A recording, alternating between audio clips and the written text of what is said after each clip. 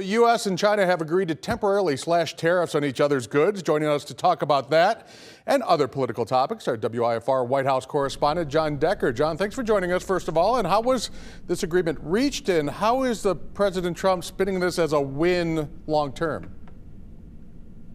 Well, this was reached during 2 days of conversations that took place in Geneva, Switzerland over the weekend, involving the U.S. Treasury Secretary Scott Bessent, the U.S. Trade Representative as well, and their Chinese counterparts, including President Xi's top trade negotiator. What was agreed to is a 90-day trade truce, and tariff rates would go down in both countries. For the U.S. goods heading over to China, the tariff on those goods coming down from 125% to just 10%.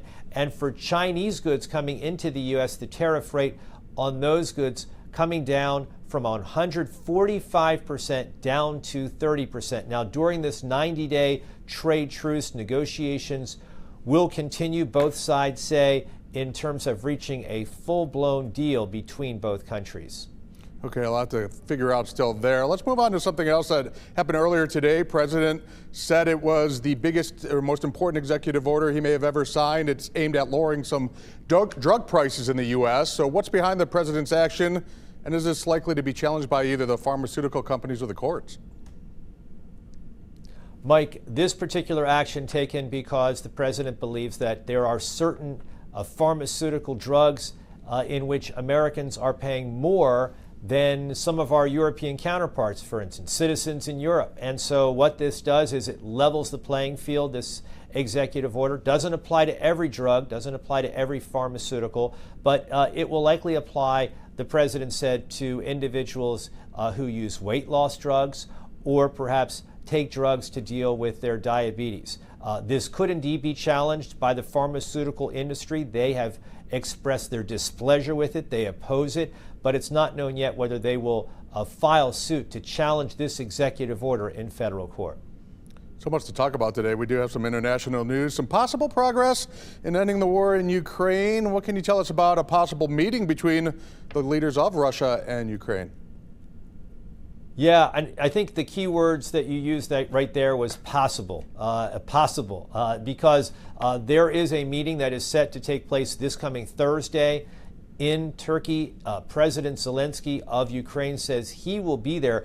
It's not yet known whether or not Russian President Putin will also be there. That is what President Zelensky has challenged President Putin to do, to be there to represent Russia, with President Zelensky representing Ukraine.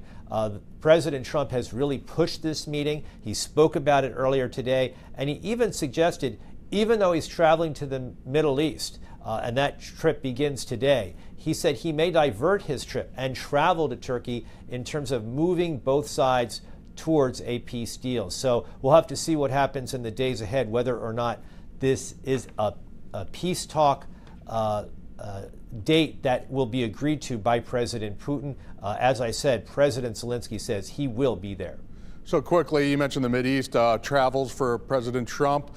What details do you have regarding that? Possibly accepting a new Air Force One as a gift from the government of Qatar? That's exactly right. The president spoke about this over the weekend. We're talking about a very tricked out 747 jet that is described as a flying palace by people who have seen it. The president has actually toured it before, and the president says that the government of Qatar has actually gifted this particular plane to President Trump for use as Air Force One. A lot of questions concerning whether that is permissible given the size and expense of that particular jet. Certain Democrats are saying, what does Qatar get in return? The president's saying that when he is finished with his term as president, he would gain possession of this plane to be used as an exhibit in his presidential library.